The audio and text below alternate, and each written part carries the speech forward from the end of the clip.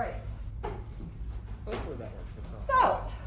So, we are a little bit behind this term, which is fine. I mean, it doesn't mean anything. Like, all of this is arbitrary, and we can go at our own pace and whatever. My point being that if for some reason we had class next week, we would just take this nice and leisurely, and I wouldn't bother with this. But of course, we're all glad that we don't. So, but this actually works out, I think, okay, because we are starting, and I had asked you to, get a little way into this, but we're not going to talk about the text too much today.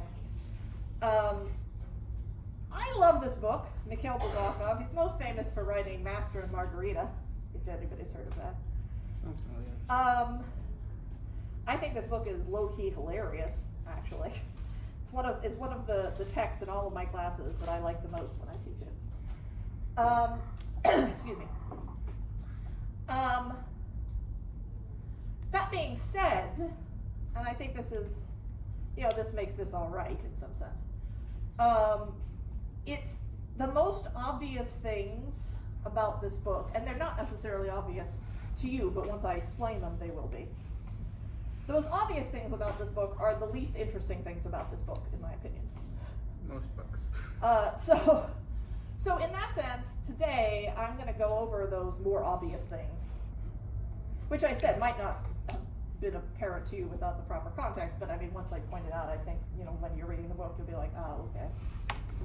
So that then when we come back after Thanksgiving break, we can just, spend the week talking about what I think are the sort of more interesting things in this book. When I talk about the most obvious things, it has to do with the concept of the new Soviet man. So in part, this book, sort of like Levin's, has as a sort of primary goal criticizing the Soviet Union, which in some sense, again, I don't know that we need to relitigate. It's just that Bulgakov is criticizing it at its outset. Now, I have mentioned in here before the fact that in the 1920s, this book was written in 1924, it was still possible, right, to be critical of the government, right, of the Bolsheviks. You couldn't outright support, oppositional political forces, right? You couldn't be like pro-white army or something. And I said they were very censorious of the church. So my point is not to give them a free pass, but rather to say that when you compare it to, what it became. Right, exactly, what it became under Stalin. I mean, an incredibly free press. Basically, this idea that if you were a Bolshevik, you were free to criticize the Bolsheviks in a sort of patriotic sense, right? The idea that when we love our country, we actually are enthused to point out its flaws in the hopes that they will be amended, right? And so partly this book, and if you got into it to the point where you met the housing committee or something in this book, I don't know how far people read. You can already see partly what is happening in this book. And so one of the things we will encounter is our protagonist, Professor Preobrazhensky, is a man of the old guard. He's a monarchist. He is not in favor of the revolution, but, so says the conceit of this book, he is possessed of special rejuvenation skills. And this actually tracks to something that was really happening in the Soviet Union and in Europe more broadly in the teens and 20s, which was this sort of the discovery, so to speak, of genetic science and hormonal science, right? I mean, biology was making breakthroughs at this time. And of course, you begin to get the nascent eugenics movement, which was cut off in Russia, interestingly, by Stalin. There was, we've discussed at length how everything in the Soviet Union is ideological, and this book goes into this problem eventually. If human nature is in some way intrinsic and fundamental, if you are who you are, like you're born a certain way, that's bad news for the revolution, right? That's bad news for the idea of building communism, right? Of taking people who were serfs and peasants, taking people who were born under the czars and turning them into a new kind of person, a communist of the motherland, right? If human nature is fundamentally predetermined, that's a problem for that project, right? And so, whether or not it's true, ideologically, it had to be false. And so the official position of the Soviet Union was that we are all tabula rasa, we are born blank slates. Officially, the material conditions in which we live shape our consciousness, which means if we change the material conditions in which we live, our consciousness can be changed, we can become good communists. Flat, that's it. And insofar as that's a positive thing, the Soviet Union rejected any work in eugenics, which, you know, we saw where else that went in the 20th century. So this is partly in this book, but this, you know, that comes again in the sort of 30s and so forth. And so at this time, there's this kind of new science, as I said, sort of discovering hormones and discovering genetics and these kinds of biological, which were not yet sinister, it was just literally, we're just discovering these things. And part of it was this idea that, you know, maybe we can use these discoveries to improve human life, to rejuvenate, to cure disease, to youthen, I don't know what the word would be, people, right? And so in the opening parts of this book, we see Preobrazhensky running a clinic wherein he has discovered the key to this science of rejuvenation and is rejuvenating people. And we get a parade of loathsome party heads who parade through and have a great deal of money to spend on, you know, maintaining their virility despite the fact they're 80-some years old and using it to molest teenagers and so forth. And this is, you know, the clear implication in terms of critique of the Soviet Union is that prior to the revolution, Preobrazhensky was catering to aristocrats, right, and other wealthy people in Moscow, and now after the revolution, he's catering to party leaders. And so you can see the obvious critique there that Bulgakov is making, right? That this has not changed, that we just have a new aristocracy, quote unquote, right? On the other hand, as I said, if you read far enough, and even if you don't, we meet the housing committee, which is a bunch of young communists who have been put in charge of the apartment building, who are ready to do their jobs. And one of their jobs, and this was part of the Bolshevik program, was to divide up things like luxury apartments to provide housing for people, right? They would come in, they would take over an apartment building. You would be someone like Professor Preobrazhensky, and you would have, you know, 7 or 8 rooms in your fancy apartment, and then you would not. They would put people who could not have decent housing into your apartment. That was it, communal property. And people were allotted a particular amount of square foot per person or per family, you know, if you had kids, etc., etc. And the housing committee is incensed because Preobrazhensky has not had to give up any of his rooms because he is rejuvenating party higher-ups, right? Who keep, so the rest of the apartment, all the other rich people in the apartments that he lives in have had to give up some of their rooms to workers, but he has not. And so this is leading to conflict with the housing committee. But over the course of the book, it becomes clear that the housing committee is officious. The bureaucracy is a mess. Playing favorites themselves. You know, you can smell corruption in the wind, so to speak, even from, you know, these lower echelons of the party, not just, oh, well, you know, power corrupts, but even these sort of relatively powerless members of the party, again, you can, as I said, sort of tell where this is going. And in this way, Bulgakov in this book is very similar to other faithful Bolsheviks at this time period. Zoshchenko is one that I teach in my short story class, that has a great deal of complaint to make about the impenetrability of the bureaucracy, about the inefficiency and, in cases, unfairness and corruption regarding the distribution of resources, which of course are limited, not necessarily at this time because of incompetence, but because we've just gone through World War I, a revolution, and a civil war, right? But I mean, one of the things that is fundamentally demonstrated in this novel is that the Bolsheviks, by 1924, having promised that they will feed the nation, house the nation, And the war. etc., have not done these things, right? Have not done these things adequately. And there's a sense in which Bulgakov, in this criticism is sort of warning about the direction that this is headed. He's not wrong.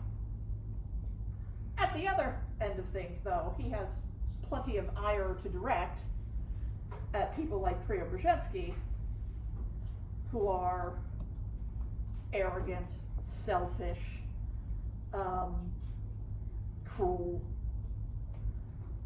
deeply biased against the people he considers to be the lower orders, etc., right? He is a white, he is a monarchist, and he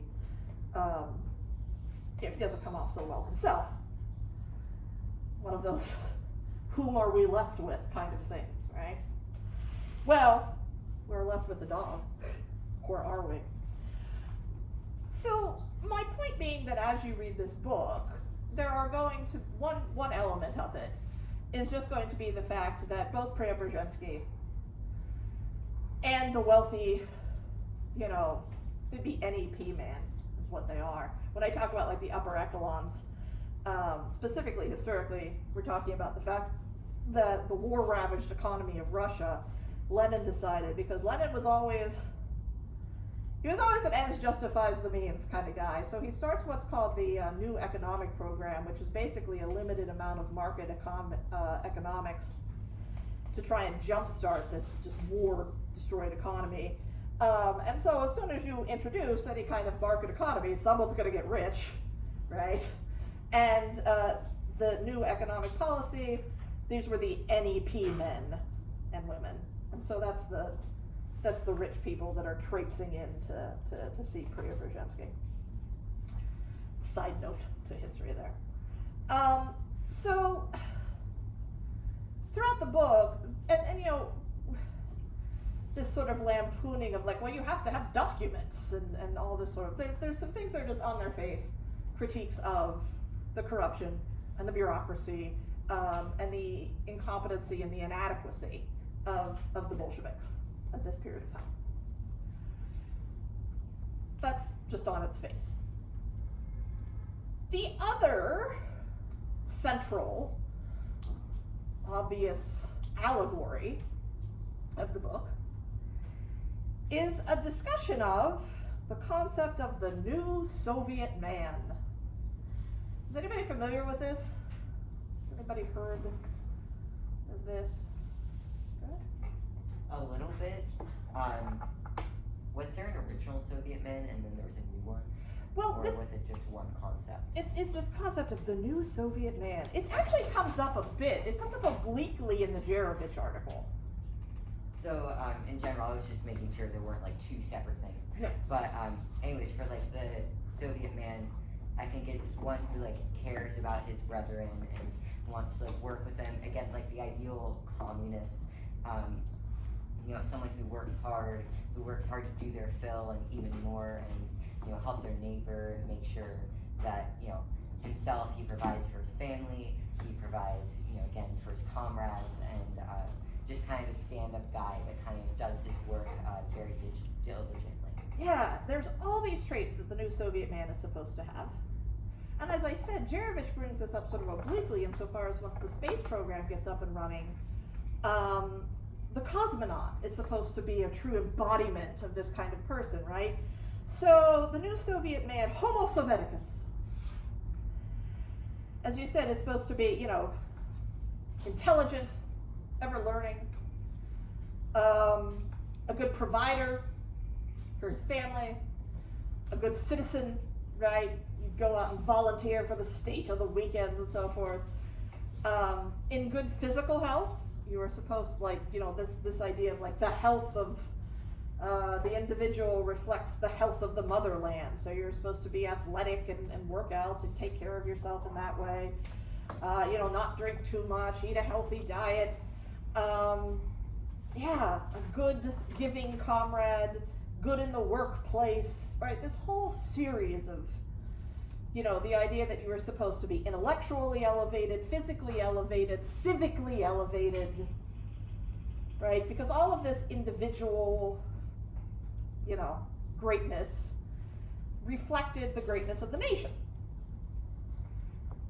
And there was a sort of variety of ways to sort of approach this. The Bolsheviks included a great many programs in this way, right, to encourage literacy, to encourage going back to, adult education, intramural sports teams, sort of worker organization, so your workplace would organize. Eventually you got into enforced subotniks, which are the Saturday work days that you go and volunteer for free and don't try to say no to it. Checks out. Community work, right? Et cetera, et cetera. And again, this goes to this real anxiety, right? That if we are Marxists, and, Marx talks about historical materialism, the idea that our economic situation, the material means of production and the relations of production, determine our culture. And in fact, determine our consciousness, right? We are shaped fundamentally by how the world works, how we live in the world. And if this is so, the Bolsheviks, post-revolution, they've won the Civil War, but they are confronted with a nation of people who have been shaped by this sort of combination of feudal czardom and nascent capitalism. And can these people be, communists? Again, thinking back to the fact that Marx predicted that revolution of the proletariat was inevitable in certain historical conditions, meaning a highly industrially developed, highly urbanized, highly proletarianized environment. So, in England, or maybe in Germany, right, places in Western Europe, or eventually in America, places that were extremely industrialized. Most workers were urban workers in factories, packed in close together, just boom, right there to organize, right there to be amongst each other. And of course, this was not the case in Russia. There was an industrial proletariat in St. Petersburg and Moscow and some of the larger cities, but by and large, we are still talking about an agrarian peasant society, which of course leads to Lenin's ideas about the vanguard in the revolution, right, which is one of the first deviations from what Marx predicted. But it still leaves you with the problem that, okay, the vanguard, with the help of the army, dissatisfied because of the war effort, and the people, insofar as they're dissatisfied with living under a terribly incompetent autocrat, have won you a war, but that's not the same thing as building communism, right? That's just having overthrown the Tsar. And so there's this real preoccupation with turning people into a new kind of person. Not these former serfs and peasants, not these barely literate minority of industrial workers, but, Bolsheviks, Soviets, this new thing under the sun. And there were all kinds of thoughts about how to do this. One of them was, it's something that this book discusses, in ways that you'll be able to notice probably once I point it out. Through language, there's this real attempt to elevate language, stop using slang, stop using swear words, kind of, getting rid of local colloquialisms and terrible accents and things like that. Lenin would hate to hear me say yins. And then also purging language of titles of hierarchy, gendered language, right? So you weren't supposed to say sir or madam, or even Mr. or Mrs., you addressed each other as comrade. Which I think personally in this day and age is an absolutely excellent gender neutral way to address it. Right? Hey, comrades. Just skip right over any kind of misgendering there. Yeah. But this real effort to clean up, it's called Promethean linguistics, there's a word for it. This idea that if we change the way we talk, we'll change the way we think. And something you'll notice as you go through this book is that both Preobrazhensky, when we get to our new Soviet man, Preobrazhensky is trying to clean up his language in sort of this aristocratic way, in this learned way. Bad words are not allowed. Schwander, who is in charge of the housing committee, right, is trying to teach him party jargon, has given him like books to read, like Trotsky and so forth, that is trying to teach him all of these sort of ideological terms, not just like, oh, hail comrade or something, but I mean like, this kind of the jargon of Soviet communism, right? It's trying to influence him in that way. Neither one of them are very successful, as it turns out.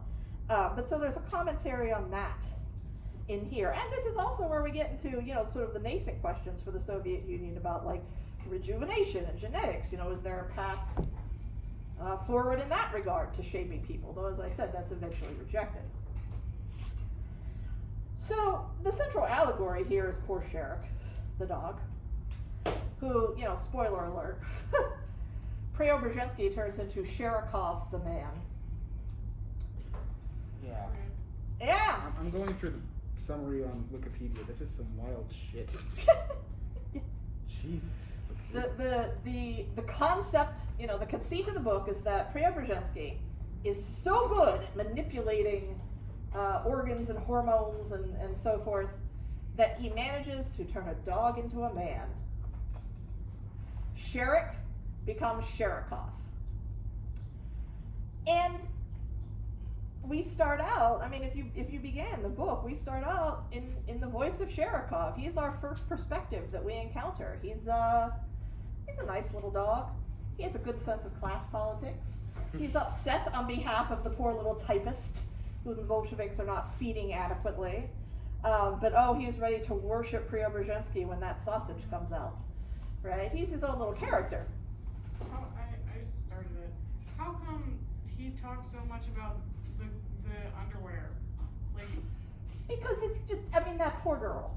It's inadequate. It is inadequate to a Moscow winner. And here she is, prostituting herself practically to an NEP man who doesn't even care that she's going to catch tuberculosis. I was just like, why is this man writing as a dog and the dog is focused on this woman walking The dog is a dog, and he is concerned with his fellow proletarian.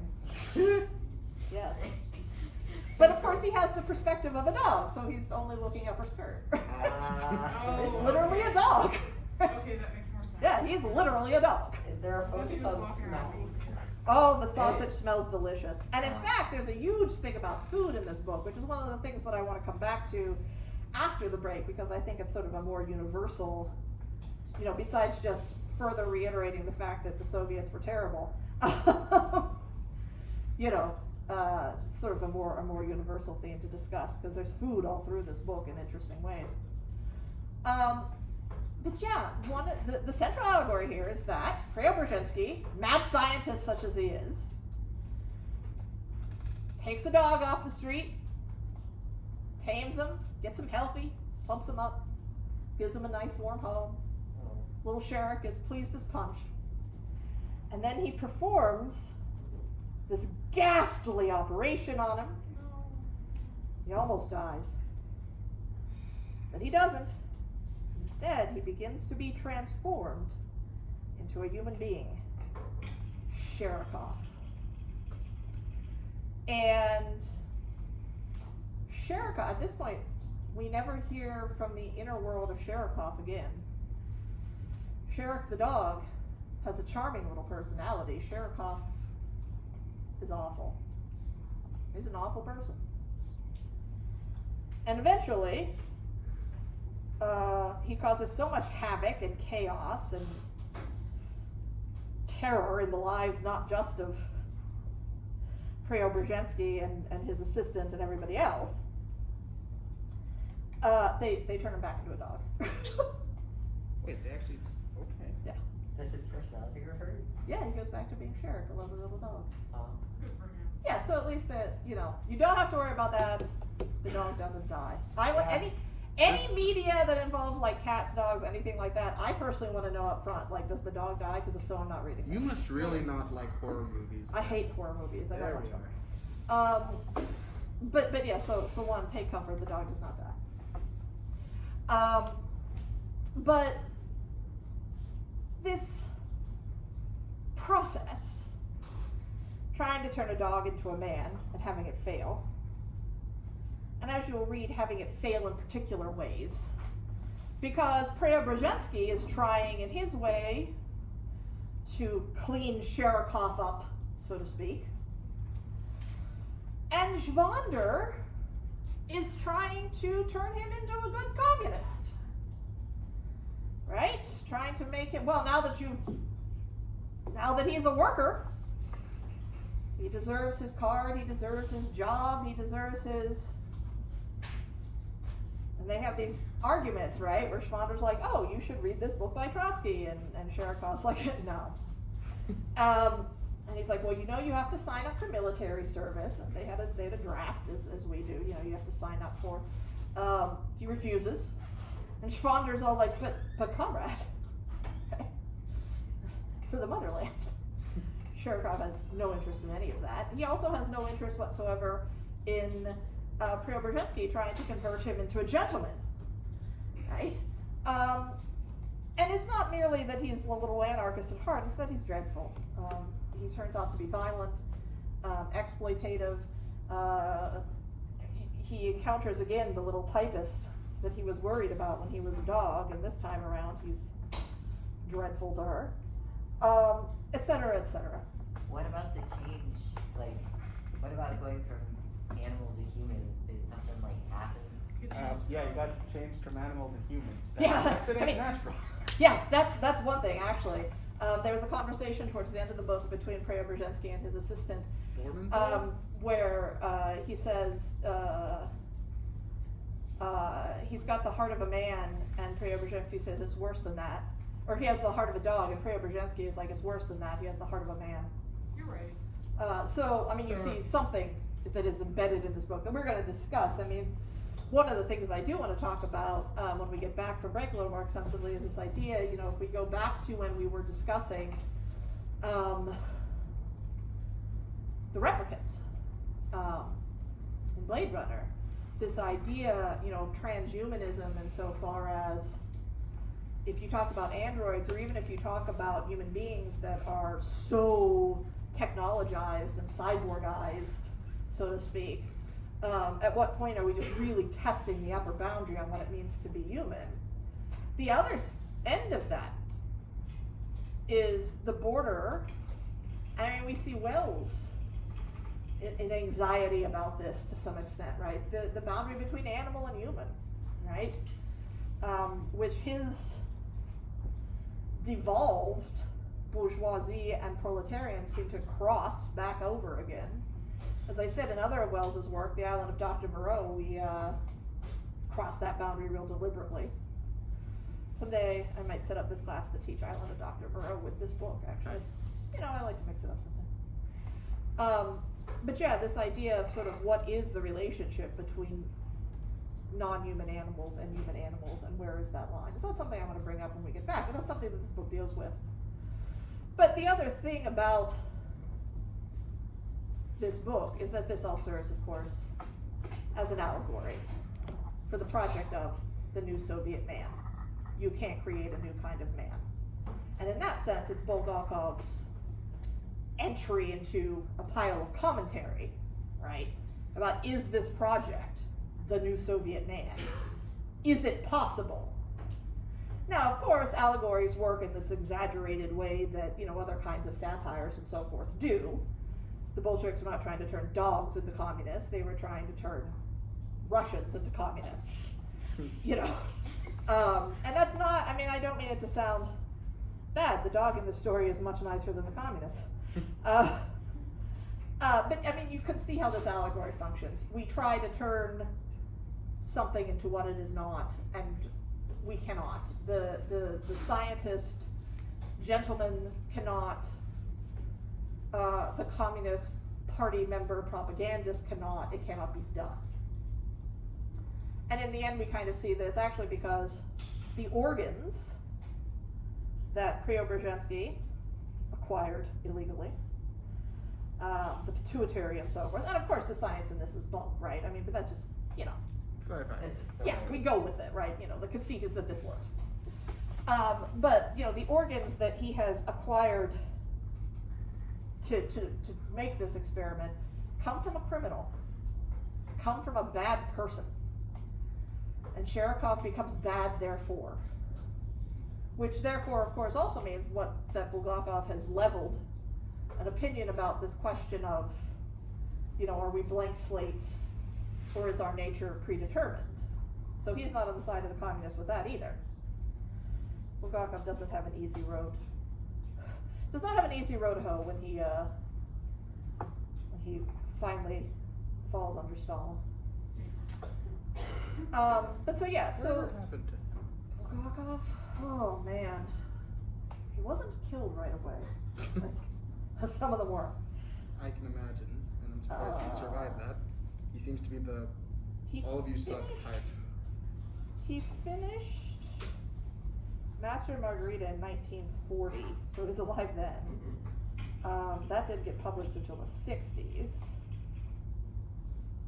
Oh, he died in 1940. So he died the same year you technically finished the book. Yes. Huh. As in, like, it was published after he died, or? Oh, it was published 20-some years after he died. Jesus. Well, I mean, yeah, but like he finished up.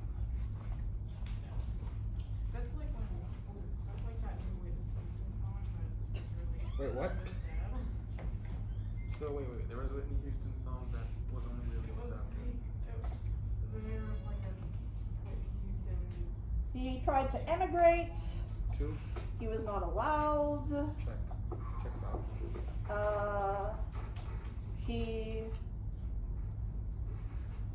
kept having his work Censored. censored. Nobody would let him publish.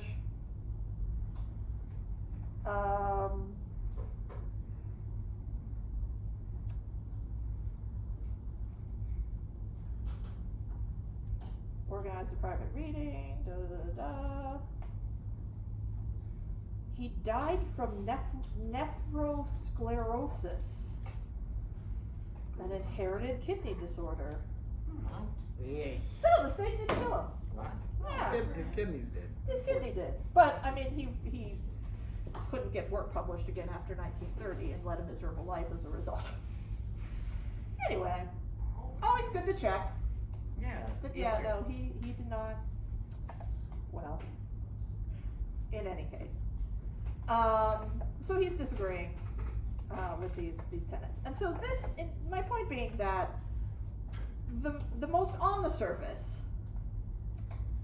the most obvious, if you're sort of aware of the historical and political context, points of this book have to do with criticizing the Bolsheviks as rulers of the country in general, and with running through this allegory of trying and failing to create the new Soviet man.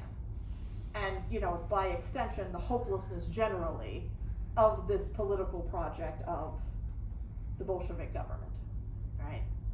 And so rejecting Promethean linguistics, rejecting the notion of tabula rasa, et cetera, and in fact endorsing a deeply biologized view of human nature. So those are the sort of on the face elements of this story.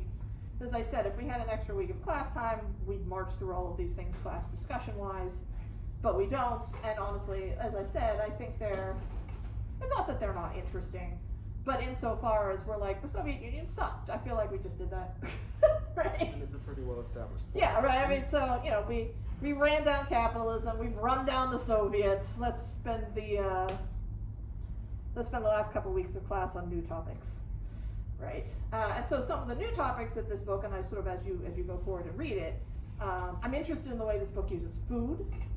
I'm interested in the way this book thinks about the relationship between human animals and non-human animals. I'm interested in what this book has to say about the responsibility of science, the morality of science and scientific creation and exploitation and etc. So there's still plenty of things that are not about the Soviets in this book that I'm hoping that we can discuss. And we can, you know, if after you get done reading it, you're like, when we come back after the break, you're like, I have some questions about blah Soviet we absolutely, that's fine, right? But I would like to get a lot of that out of the way. You had your hand. Sorry, just wanted to. That disease you said Bulgakov died of. Yeah. Apparently, it's especially bad when it's a result of high blood pressure.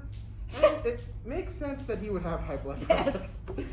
Endemic in the Soviet Union.